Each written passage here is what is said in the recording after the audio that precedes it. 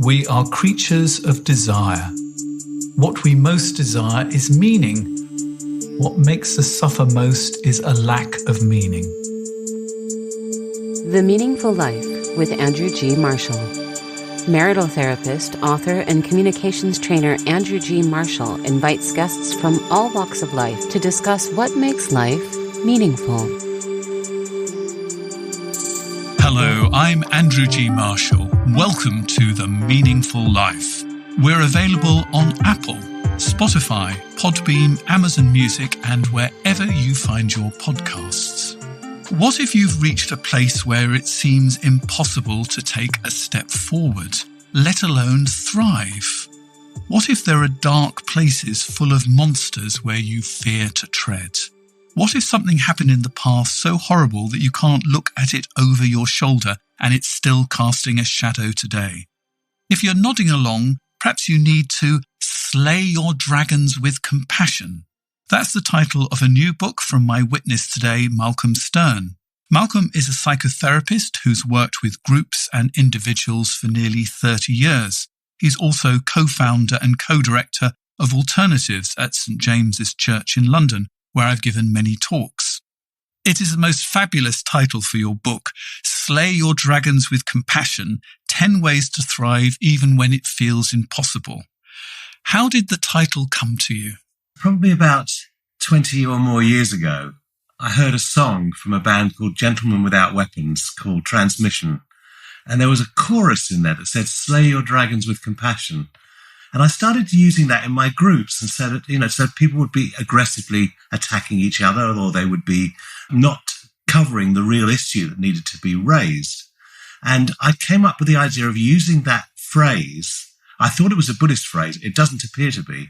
But I came up with the idea of using that phrase to advise my group participants how to say what needs to be said, say it truthfully and honestly, but also find compassion. And then the idea of slaying the dragons felt a very sort of, mythical, archetypal image as well. So let's start looking at dragons. What dragons have you need to slain with compassion? Oh God, there's many. But I guess that the inspiration for this book was the dragon I needed to slay around my daughter's suicide. And coming to terms with something that is so abhorrent that you can't really get a grasp on it for a long time, and then having to find how to manage your state, how to manage your relationships. I'm not saying how to manage my relationships, how to manage my state, felt a task that I needed to take on, that was being given to me to go, right, you have to get underneath this, allow the pain to suffuse you, and then find out what's needed in order to be able to go forwards and to make some sense of it, but also to honour the memory of my beautiful daughter, Melissa. I'm obviously very sad to hear about your daughter's suicide. Give us a picture of her as a person. Oh, God, she was the most beautiful, vibrant, effervescent young woman. She was 33 years old when she took her life. And she'd been married the year before to a lovely man called Ian and was very happy. But 10 years previously, she'd had a serious mental breakdown. And she rang me and said to me, Dad, I'm in a lunatic asylum. I said, very funny, Melissa. And she passed the phone to a nurse. And actually, she was in intensive care psychiatric. She'd flipped out and run through the streets naked, abandoned all her possessions. And she said afterwards, it was almost one of the most freeing moments she'd ever had. 10 years went by and there was no sign of any return of this. She got married. She seemed to be incredibly happy. She wore bright colours. She wore beautiful lipsticks, and she was full of life. People loved her. And I started to sense that she was getting very sort of over the top, manic again. And for a while it was enjoyable. There was a lot of energy and buzz about it. And then she went where the other side of mania often goes, into a really deep, dark depression. And in that place, she was apparently in hell for about 6 or 7 weeks before she ended up stepping off a bridge. And my picture of her is of this delightful, magnificent young woman who then lost all her colour and became very pale and sad. And it's, the extremes set into place. And what you say is how, in the book, how she reaches out to you, but you were never able to find your own wisdom. You were blocked in some way by what I think we would call an unresolved wound. I mean, that must be incredibly painful that here you are, a professional in this field, and you can't help your own daughter because you are wounded too. I mean, try and help us understand this. Yes, it's a good call, actually, Andrew. The bottom line in this is I was 18 years old, living at home with my parents and with my 17-year-old sister, who went crazy one day. And to this day, she's now 71 and has never recovered. She's in a care home now. So I observed my sister being really wildly crazy, and I was terrified. And I didn't know how to deal with her. I didn't know how to speak to her. I didn't know how to help her. And I stood by as this sort of like dumbstruck bystander.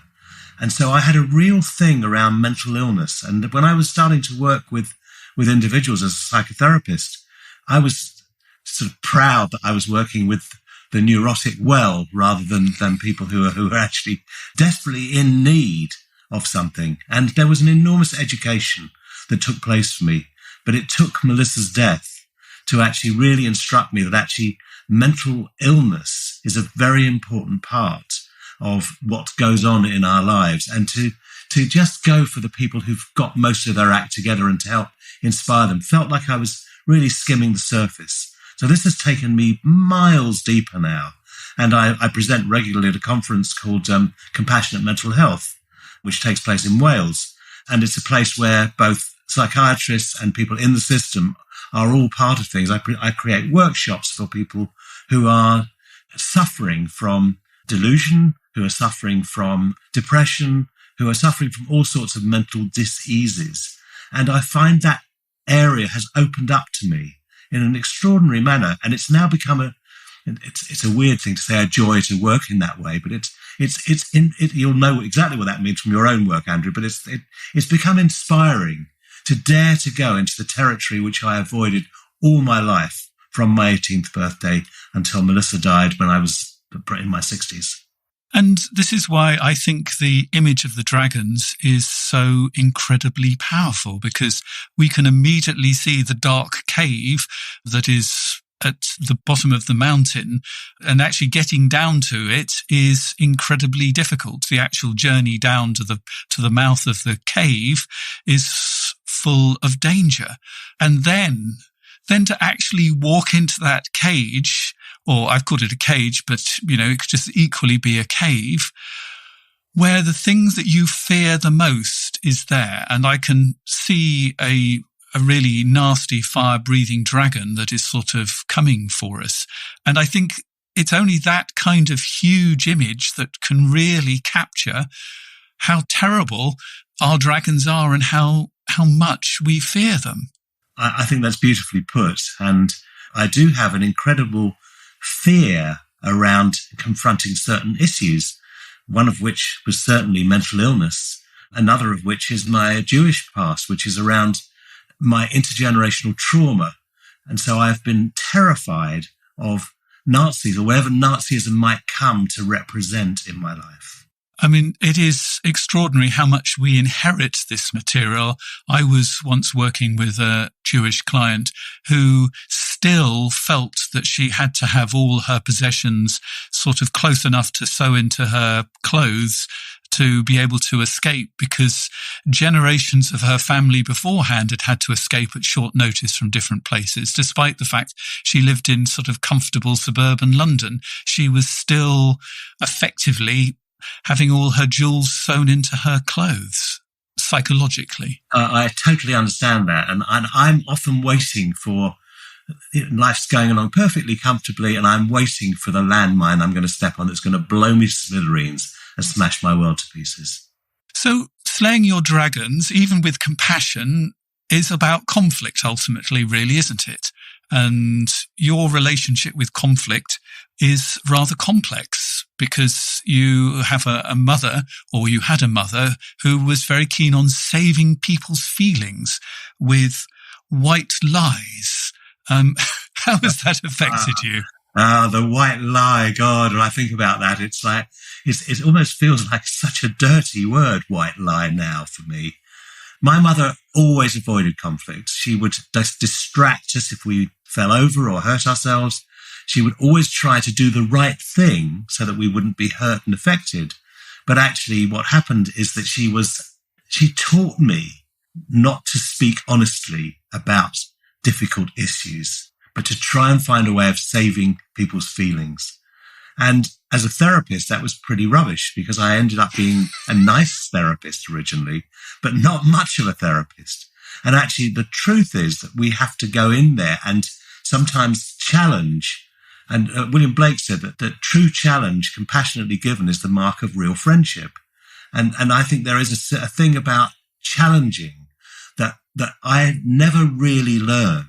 And I'm having to find the skills now to say no, to use my sword, to use a place of real steel to say, no, that's not accurate.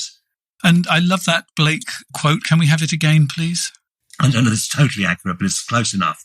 He says something along the lines of that challenge, compassionately given, is the mark of true friendship. So let's look at the idea of the sword, because a symbolic sword is quite a good thing we're going to need. If we're going into that cave with that nasty dragon, I think we need a sword, and in this case, a symbolic sword. How did you discover your symbolic sword? Well, that was amazing. I was doing a workshop with a German spiritual teacher called Thomas Hübel, and there were 150 people in the workshop, and he was working with people in the centre of the circle, as I do as well, and I'm sure you probably do when you're running groups. And so I went into the centre of the circle, and I was looking at myself as a therapist. And he said, well, you seem like you have lots of compassion, but I'm wondering where your balls are. And that was quite a bit sort of, okay. So I hear that. A little bit challenging. Very challenging, but in a really good way as well, because what I felt like I had to do was to go, you're right, that resonates. I do feel like the difficult place for me to go is the place where I'm saying no, where I'm giving a really firm sort of boundary to people and also to myself, to find a place where I can say no to myself. And he used the image of the sword with me, of finding my sword and saying, this will add to your practice. And extraordinarily, it did. And I very often actually picture a sword when I'm working with a client in the middle of a circle. I can see the sword cutting through the areas of obfuscation and of bullshit that they will often use to avoid going to the depths of where the issue is. And the sword's needed to get down below the level where you're able to. And of course, the compassion is needed, because if we do that with violence, we can actually cause severe trauma in clients as well. So it's very important to have the balance of compassion and power. I see it like a big sword, like Excalibur or something like that. So it's going to be a powerful sword, but I think a sharp sword, so that It can cut through in a really beautiful way. So there are two. I just thought, as you said that, of a kind sword as well, and that's a sort of feels like an oxymoron, but it isn't. A kind sword. So here we are. We've got our sword. We're at the mouth of the cave. You say there are two principles for slaying dragons. And the first one is always endeavour to speak what is true for you. And again, that's a direct result of reaction to my mother, who always endeavoured not to speak what was true for her. And she was lovely. I'm not saying my mother was a terrible person. She just had that wound where she wouldn't speak her truth. So for me, there's a real practice in being honest, in saying, well, this is my truth. And that doesn't mean occasionally I won't lie. I'm not George Washington. But actually the reality is that I now speak my truth much more as a result of this process I've gone through, and feel very comfortable often speaking truth. And of course, then the second principle comes into play, which is never hurt another more than is necessary. That's quite an interesting feature. And I picked that up from John Fowles's book, The Magus, where it was one of the secrets that this wise woman gives to the pilgrim on his travels, that actually we should never hurt another more than is necessary. And I adapted that in, because the reality is that if we are spiteful in our communication, we wound and we cause bruises. But if we're honest, but we're also aware of the other, and aware of what they can handle, we then take responsibility for part of the dialogue where we're saying what's true for us, but we are also not deliberately causing pain for pain's sake. And I think that sometimes we can cause more hurt than is intended because we speak our truth and we repeat it over and over again, partly because we sort of somehow don't believe our truth is allowed to be heard, so we say it several times, and then that becomes something that is intensely painful for the other person. Yeah, I think that's true. And it's also the feeling that if we say something 10 times or 20 times, they'll finally get it. Whereas actually we may be knocking on the wrong door. And it may be that we need to have our truth be more intelligent, that our truth is also taking on what the other is able to hear. So we have to become more skillful in our communication. So how do you know when a dragon needs to be slain? When it's causing distress would be the first thing I would look at. For me, if I find myself pussyfooting around something, I know a dragon has to be slain. I'll give you a little example. A friend of mine did something to me that really upset me. And I tried to go, it doesn't really matter. But what I found was that I was avoiding connecting with her, and I didn't want very much to do with her. And I started to find myself thinking badly about her. And I realized, here's a dragon that needs to be slain. I actually need to say, I was hurt. Dare to say that. And she's perfectly capable of hearing that as well. She's also a therapist. And actually, in speaking to her, we then uncovered some of the wound that was there. And I was left without the bad feeling that had been there for quite a while. So my dragon had to be slain in that particular instance. So we've got our swords, we've got the basic principles for slaying dragons, and you also give us 6 steps to stand firm in the face of conflict. So let's go through those 6 steps because I think they're really beautiful. The first one is find the right place and time. I think, funnily enough, I was running a group last night and someone was looking at a place where there was conflict with her and her parents. And I said, where would you like to have the dialogue? You're only going to practice it here in the group. We're going to do a psychodrama around it. But where would you like it to be? Do you want it to be on their territory because they need extra support, on your territory because you'll feel safer there, or on neutral territory? And when are you at your best? Is this going to be in the morning or in the evening? I know for me, if I want to have a really good dialogue with someone, it'll be in the morning because I'm a morning person. So if we tip the dice in favour of getting a favourable outcome, not of making it too good for us, but of making sure that there's the good of the whole is embraced, and then we sort of find the right place to have the dialogue. You don't want to be having a conversation with someone when they're distracted and doing a million different things and just trying to slip it in. If it's an important dialogue, it needs to be spacious. And the worst time to bring it up is in the middle of an argument, which unfortunately is often where we bring it up because we're angry and suddenly we think, well, this is another example of X, and you try and bring it up when the two of you are actually in a dispute. It's not going to go well. It doesn't work well. And actually, I was inspired by reading the Vietnamese Buddhist master, Thich Nhat Hanh. And he gives this beautiful little example. He said that a man is in conflict with his wife and he's really upset and wants to raise something. And he says to her, my darling, I felt really upset when you said this. Could we meet on Friday at 7:00 and talk about it? And that felt like such a brilliant little move of actually recognizing that you've got the hurt, but also of recognizing that you're not going to resolve it in that moment, but that you're not just letting it pass. And I would give one piece of advice to add to that is when the time comes, whatever's happening, you must have the conversation. Because if you say, oh, let's talk about this later, and later never comes, it just puts so much pressure into that moment. And you can't stop the forthcoming catastrophe. But if you actually deliver, even if it's an uncomfortable time or something else is happening, the later, that will be a huge breakthrough for you. But unfortunately, lots of people get out of the conflict, but they never do the follow-up. So the second way to stand firm in the face of conflict is to seek wise counselling. Tell me about that. One of the big things I'm exploring at the moment is the concept of Sangha, which is a spiritual community. Now, that was applicable to Buddhists who would take comfort in being with fellow monks. But I think in our times that we're living in right now, there is an enormous need to hang out with people who can speak their truth to you and who will be your true friends by challenging you where necessary as well, in a compassionate way. So for me, when we're really struggling with something and we're knocking on this door that won't open, it's a wise move to step away from that and to move towards someone who can say, look, I'm struggling with this. Can you give me a perspective?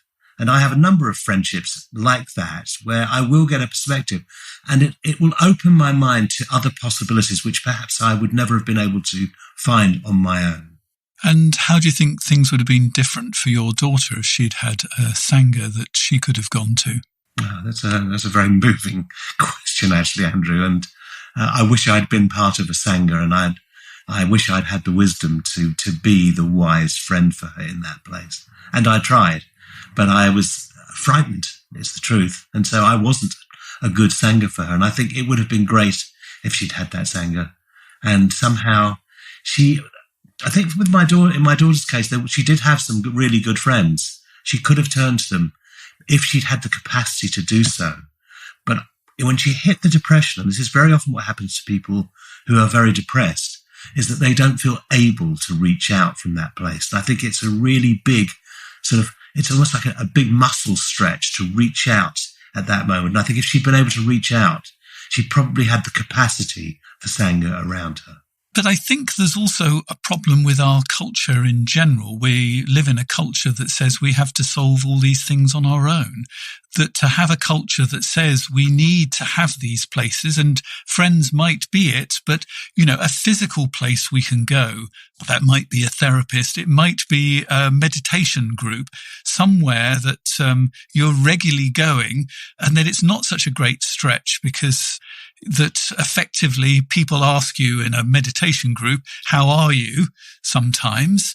And it can sort of spill out. And that's different from actually having to have enough courage to contact a friend. And then when you actually meet them, say it. So I think we need to find ourselves something more than just good friends, some kind of supportive community. I don't know what you think about that. I think that's beautifully put, actually, Andrew. I think it's exactly right.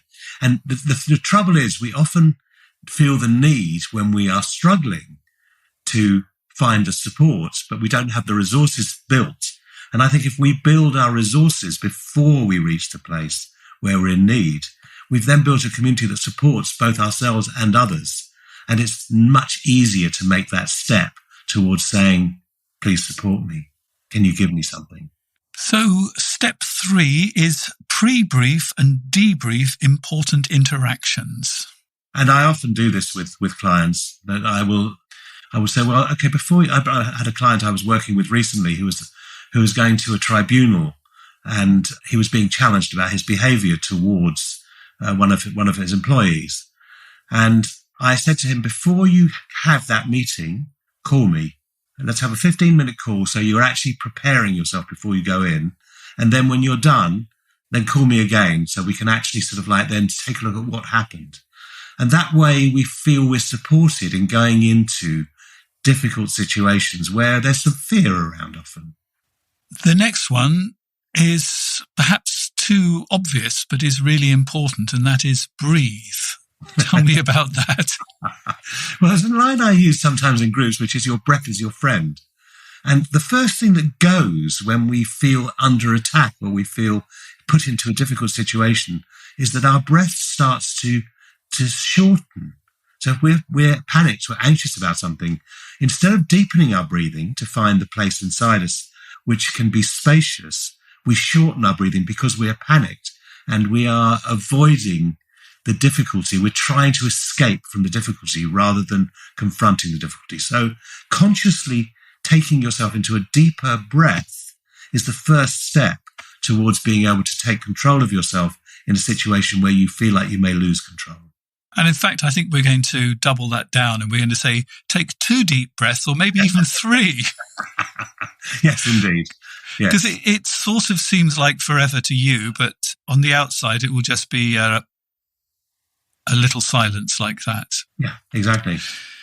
Number 5 in our ways to stand firm in the face of conflict is listen.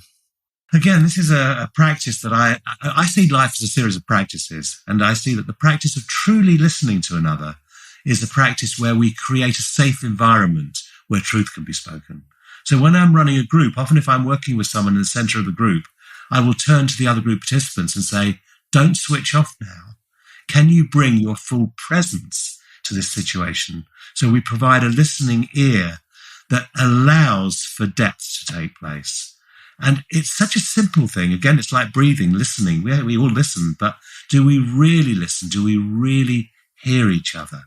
And I think there's something profound about truly being listened to. And Eckhart Tolle, who's written a lot on presence, was someone who I've had connection with because at Alternatives, we've put him on a number of times. And I've never failed to be impressed by the fact that when he's in a conversation with me, he is utterly present and he's listening to every word, even if I'm not talking anything particularly profound. He is in a place of presence.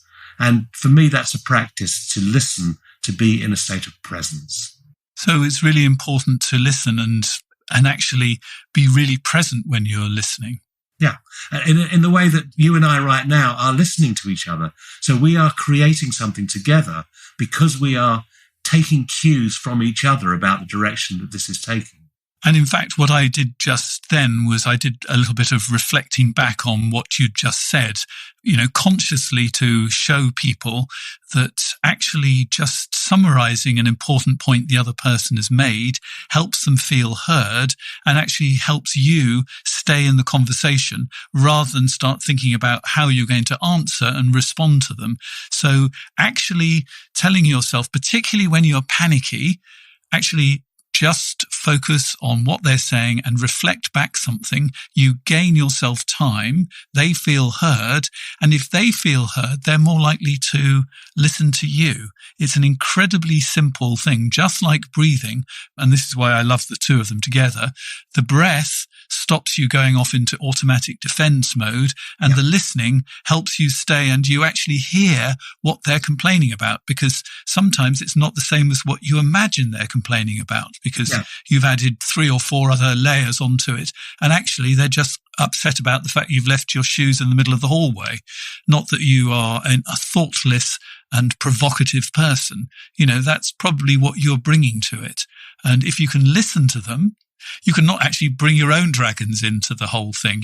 It's enough to slay the dragon in the room without you bringing, the distant relatives from the dragon into the room too.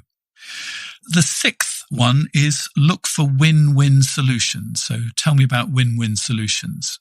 We're often one of 2 ways. We are either sort of self-seeking, where we're going to look to win at all costs. We're looking at how we can make the dice roll in our favour, or we give away our power and we make sure the other person's not upset, which is what my mother did. You'll make sure the other person's not upset. And then in doing that, you will not look for your own needs in this. And for me, there's a profound place in the centre, which is going, what will work for both of us? What would be a good solution where we're both going to walk away from this feeling heard or seen? And there's, again, that's a practice. That's something that we can look at, that we're looking for the good of the whole. In the book, there are some lovely case studies that actually looks at the whole idea of slaying your dragons. So perhaps you could share one for us so we can sort of get an illustration of how it might work on the ground. Yeah, there's a lovely story that I often read. And I've used the real name of the woman in this story because she asked me to use her real name. And she was so pleased that what she did had something. This is around the ricochet effect and how often we will hear someone else's stuff and it will suddenly trigger us into something in ourselves that needs looking at, needs exploring. So this is a story about Susan. Starts with the initial ricochet. Actually, I won't read you the initial ricochet. So basically, someone gets some work done in the group, and Susan then goes into tears. She's triggered by something. I'll read you from there on. After some time, a soft crying emerged from the other side of the circle. Susan, a gentle Irish woman, was sobbing. Raj basked in touch for a couple more minutes against the backdrop of Susan's sobs. When I sensed Raj felt content, I turned my attention towards Susan, who was being comforted by the person next to her. "Would you like to share what's going on?" I asked her. The words tumbled out of her. 5 years ago, I met the love of my life in the gym. His name was Connor. I know this sounds really corny, but in that moment when our eyes met, we fell in love in a way I'd never experienced before. And that love continued for the whole 5 years I was with him. He was an Ironman triathlete, had 2 kids from a previous marriage, and I saw such a beautiful soul inside this powerful, muscular body. He later told me that when he met me, he saw light shining from the top of my head. We were inseparable from that moment and moved in together a few months later. It was the purest love I've ever felt. This to me was a rarity, where falling in love seamlessly morphed into the art of loving. The group's attention was rapt. 3 years later, Connor started getting pains in his stomach and went to his doctor, who assured him there was no serious problem and diagnosed acid reflux. This didn't feel right, and despite having a chest x-ray, which showed us it wasn't lung cancer, it took 2 years before his doctor x-rayed his stomach and found a massive cancer there. I was furious because it had been obvious that the problem was in his stomach, and it took so long for him to finally investigate it. Connor knew he was going to die, and he lost weight quickly.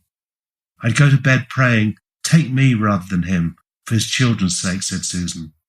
From the October cancer diagnosis until the following April when he died, his body was in agony. Susan never flinched from being by his side, and she found that stroking his face was a joy for both of them. Every time she touched him, he would smile at her through his pain and say, "I love you." For the last month of his life, he was in a hospice, which overlooked the Slieve-Guillaume Mountains and the Keys shopping man, where Susan had watched Connor perform his first Ironman triathlon. The nurses had put a fold-down bed next to Connor's, so they could sleep facing each other at night. They spent time listening to songs and selecting which ones would be played at his funeral. One day he'd just chosen the 6th and final song, a Celtic football anthem, Over and Over, Celtic song. Connor was obviously a Celtic fan, and as they listened, she felt him dying. As he took his last breath, she slid her hand under his head and whispered in his ear, "Connor, the windows are open, the mountains are outside. Fly out of your body and meet me on the other side." And we're both with her with the tears, aren't we? It's true. I've read this story so many times, and each time I tear up when I read it. Those words are so beautiful, and she actually gave me the actual words she'd said, because she really wanted her story to be told. And then what happened is that the ricochet reverberated around the group, and one by one, 4 of us shared a story about the loss of a loved one. I shared Melissa's story with tears pouring down my face. The entire group was powerfully present, a response to the clarity and dignity of this grief, and the atmosphere in the room was calm, tender, and electric. Susan turned to me at the end of the session. "Thank you. I feel so much lighter. I never dreamed I'd be able to share this here. You created a space to heal my soul, and it felt so safe to express my heart." We do need to have our dragons witnessed, don't we? Yes.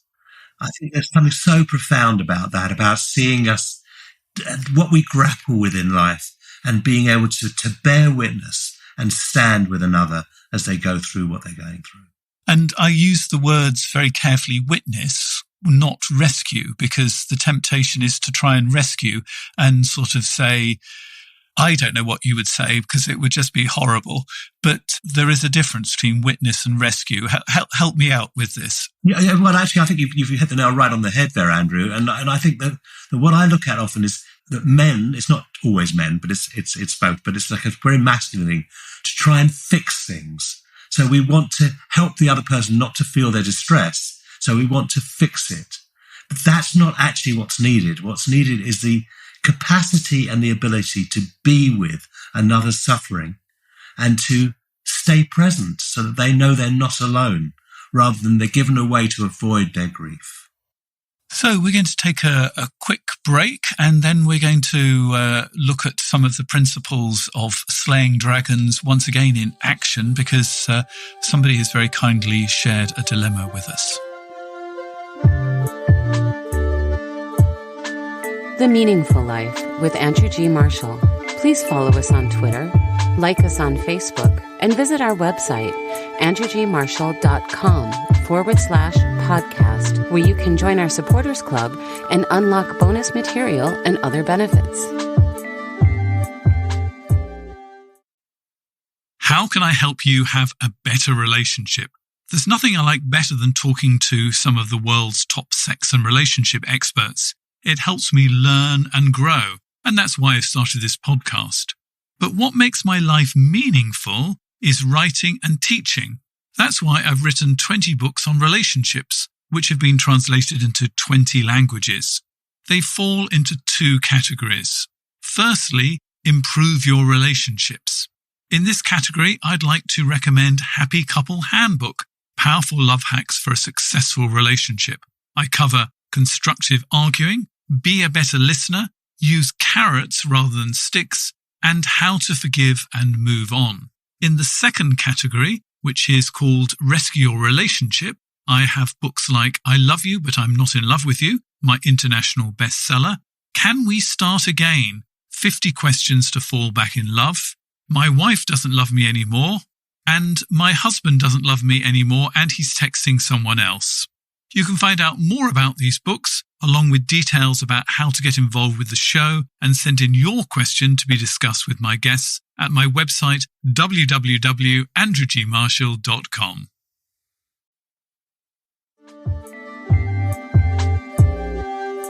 So if you'd like to become more involved with the Meaningful Life, if you go to my website, www.andrewgmarshall.com, you will find a way to sign up for my newsletter. That's carried on Substack, and you will get regular bulletins about what I'm up to. You'll get details of interesting articles. I've got one on projection, which is currently available, and I deal with lots of other subjects. So go to www.andrewgmarshall.com, join the Substack, and in the podcast section, you'll find out how to get involved with the program, either by becoming a subscriber or sending in a letter to us. And this is one that I've been sent. My mother has always been a very capable woman and a proud one. She's coped with a lot of things, the death of my father, financial problems, and lots of smaller issues, by holding her head high and ploughing on. I've always loved and admired her, and we've had a good relationship. Now she's in her mid-80s and facing a multitude of health-related issues, and she needs help. But she won't admit it, and when I try to help, deliberately sabotages. I made her an appointment at the doctor's to try and get her to talk about how depressed she can get, but she told him her daughter was exaggerating. She is dangerously frail, but when I got her a cleaner, she sent her away. I try and be with her as much as possible, but we live several hours away from each other, and these days we seem to spend most of our time glaring at each other. Most annoying of all, she does not want to know what is wrong with her and refuses all tests offered by the doctor. Do I just sit and watch her deteriorate still further? What are my options? None of them seem good.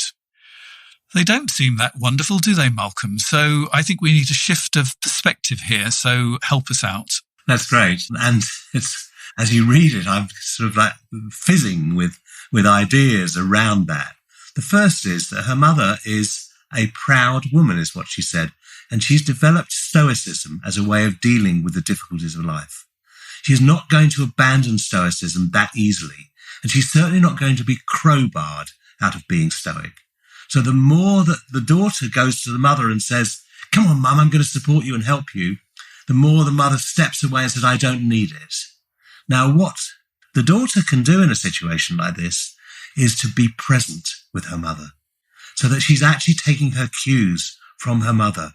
And if she's not trying to push the river to go a particular direction, the river may start to flow. And if it doesn't, that's her mother's choice. She is choosing the manner of her latter years and of her impending dying. She's choosing that. Now, sometimes in those moments, there can be change. But if we're pushing for the change to happen out of its own rhythm, we are guaranteed pretty much to fail, especially with a woman who's strong and stoic as her mother is. And you have an idea in the book, which is sort of quite a radical idea. And I feel a little bit embarrassed to say it, but I'm going to, because I'm going to slay that dragon. And that is befriend death. Now, that is a very radical idea. So explain to me befriending death, because I think that might be a concept that might be helpful here. We live in a death-denying society. That's the reality. Most of us have never seen a dead body, or have seen it maybe at a funeral when it's in the funeral parlour. But we don't know about death very well, and we avoid death. We avoid talking about it. I was with my daughter recently, and she said, "You've brought up death 7 times during this evening." And for me, it's not, oh my God, I mustn't talk about death. For me, there's something that it's part of life. I'm in my 70s now, and as I reach towards my latter years, I also reach towards what my dying might be like. Now, about 1.5 years ago, I had a serious heart attack. I was on the phone to a Zoom call with a client. I felt a tight band across my chest. Finally, after ringing 111, I rang 999, and an ambulance came. Luckily, it was only 1.5 hours, but it was still quite a long time to be sitting there in that. In the meantime, I was feeling more and more ill. And I got into the ambulance, and the guy said, "What do you think it is?" I said, "I think it's a heart attack." He said, "I think you're right." And I sat in the ambulance, and suddenly I felt like I might die. This might be the moment where I die. And at that moment, an immense peace came upon me. And I felt this real sense of, I've lived a rich life. I've written my legacy book. And my daughter always tells me off to say this is a legacy book. She said, legacy is after you die. But actually, I feel like I've written down my philosophy and my practice in this book, Slay Your Dragons with Compassion. And I've enhanced the lives of lots of people. If I'm to die, so be it. And the peace that came upon me was quite extraordinary. It didn't last that way. And I got to the hospital, and they put a stent in, and I'm to all intents and purposes pretty well recovered actually from this. But the moment of dying wasn't terrible. And interestingly, I was so fascinated by your podcast with Catherine Mannix, who said that actually an awful death is quite rare. And for me, there's something about the fact that it is part of living. It is part of the great adventure. Now, it happens that I come from a place where I believe that our soul is eternal. And I have listened to some masters educate me and others on this subject. And I do believe that with this veil of tears we live in as human beings, embodied as human beings, is temporal. So I think that helps, that death doesn't feel like the end for me. I can't imagine what it would be like if it felt like the end. But death feels like a great adventure that will beckon me, undoubtedly will beckon me sometime in the next 20, 30 years, if not sooner. And I don't want to spend my life being frightened of dying. I would rather really live the best I possibly can and accept that death is not the terrible curse that we believe it to be, that it is something that will come upon every single last one of us at some point in time in this life. And I ran a death group for about 10 years in London. And one of the women in the group died during the course of our group. I don't mean in the middle of a group, but she was a Buddhist, and it was a very profound woman. And we went with her, we travelled with her through her dying process. And it was such a privilege to be with this woman who was bit by bit letting go of being alive, but not just shutting her eyes and shutting it out, but letting go of being alive and starting to feel what it was to be moving towards death. And she was an educator for us all. And what did you learn? I learned that there was beauty in death. That sounds so oxymoronic, but actually there was a beauty about the way she died. And there was a beauty about the way she faced her dying. And I learned something also when my father died, which I've written about in the book, that as he breathed his last breath, I had my hand on his heart as his heart stopped beating. And I didn't feel, oh my God, my father's died. I felt, wow, that was so extraordinary to be there with this man, as this man who had brought me into this world, who I loved very much, and to feel that I was with him at his final moment. And I didn't feel like something terrible had happened. He'd lived a rich, full life, and he died in his 90s. So let's go back to the letter. And what are my options? I mean, one of your options is that you could continue to glare at each other, which doesn't seem to me like the best of options. So it's terrible. I wonder what it would be like to listen to your mother in a sort of a curious way. Maybe the conversations you want to have are about the good old days. It might be there are questions that you want to ask that you haven't asked. I mean, I thought when my father was coming towards the end of his life that I'd asked every question.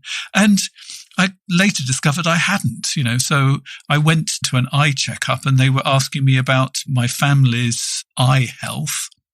And I didn't know all the answers because I'd never actually asked the ins and outs of stuff.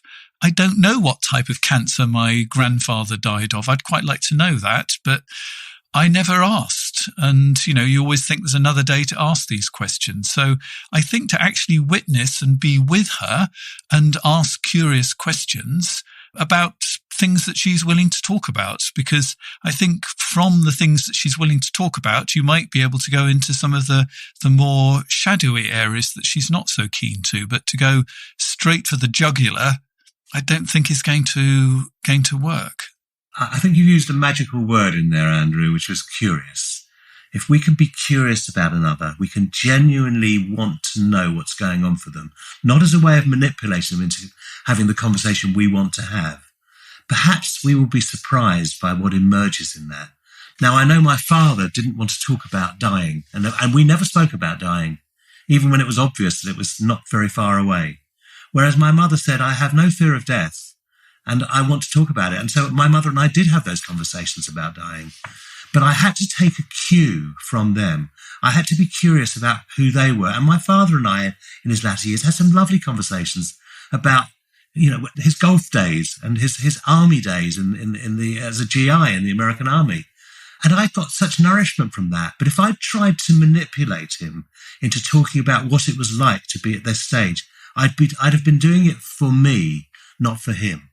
And it's quite clear from this lady, who's obviously very caring as well and wants to support her mother, that perhaps there's a whole different angle to be taken, which is to learn to be the compassionate witness rather than the fixer.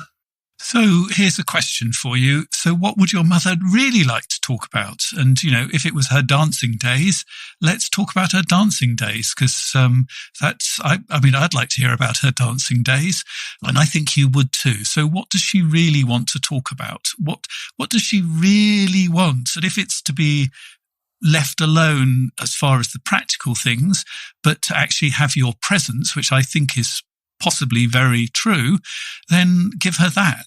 That's a much better option than the two of you glaring at each other, which doesn't sound particularly nice. I think one of the things that I often say in a situation like that is put your marker down. So you might say to your mother that I'm always going to be available for you. And if you need any support of a practical nature or in any other way, I'm here for you, but I'm not going to push it at you. But I invite you, if ever you want to speak to me and to ask me. So I hope that was helpful. And unfortunately, we're beginning to run out of time. So I have to ask Malcolm, what makes your life meaningful? I am so happy to have been given a talent that I use in my life, that my life's work is effectively the main part of my life's work is running groups where I see the underbellies of people and where I have the capacity to move things on. And in that service, and I'm reminded of a quote by Rabindranath Tagore, the great Indian mystic, who said, I slept and dreamt that life was joy. I woke and found that life was service. I acted and behold, service was joy. For me, what makes my life meaningful is that I feel like I am in service to the evolution of humanity. That might sound very highfalutin, but I'm playing my own tiny part in that process. And I want to tie it back into the quote, and you're actually in the service of joy, ultimately. Yes. And I get great joy from delivering who I am. So I think if I'd retired at 70 and just gone, well, I'm going to play golf like my dad did, or I'm just going to potter around the shops, I wouldn't feel that same life flow coming through me that actually makes me go, yes, this is another day that there's some interesting things that are going on where I can contribute. And I always thank God for the times when therapists who are old don't retire, because if you're an old therapist like I am, you sort of need somewhere to go and talk about your problems. And you sort of want an older therapist to talk to. And unfortunately, a lot of therapists retire, and the ones that don't are particularly precious. So thank you, Malcolm, for bringing your wisdom to the book, Slay Your Dragons with Compassion. And this is where the conversation ends for most people. But if you're a supporter, we're going to be looking at what keeps dragons powerful, which is the spells, which Malcolm defines as the words, deeds, and judgments that go unquestioned, undigested, and unchallenged. But not in our bonus material. We're going to be challenging those words, deeds, and judgments, and be talking about breaking the spell. If you'd like to join us for that, well, it's very simple. You can join us for the bonus material by subscribing directly via Apple or Spotify. We're also available on Amazon Music. And if you want to become a supporter of The Meaningful Life, here come all the details. You've been listening to The Meaningful Life with Andrew G. Marshall. You can follow Andrew on Twitter, like him on Facebook, and please leave a review wherever you consume your podcasts. Making, editing, and distributing The Meaningful Life comes with substantial costs, and we'd like to ask for your help. Visit our website, andrewgmarshall.com/podcast, where you can join our supporters club and unlock bonus material for every program, send in a letter to be discussed by Andrew and his guests, and join a community of other people seeking to make their life meaningful. At the gold level, you get even more benefits. Production of The Meaningful Life with Andrew G. Marshall is by Michael Dooney. Social media by Madeleine Healy. Sound engineering and theme tune by Sebastian de la Luz Mendoza. And I'm Susie Colick. Please tell your friends and spread the word. Thank you.